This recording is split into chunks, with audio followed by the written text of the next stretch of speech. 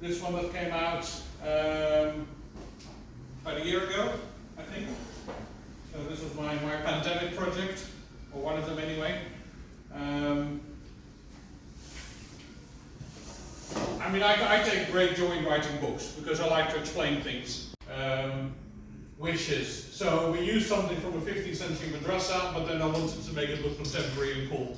So the colors are different, the tiles are non-glossy, which is very different because traditionally in Islamic architecture, in Islamic geometric design, if a pattern is made from glazed ceramic tiles, it's always glossy. So to make it non-glossy really changes it a lot.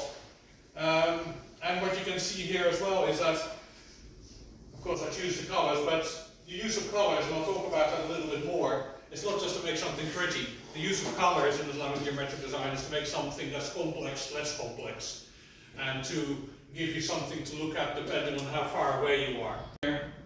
These are center points of stars, that's the quarter star. So that means, to design this, you start with the shape first and then you make it fit in there. There's nothing random about it.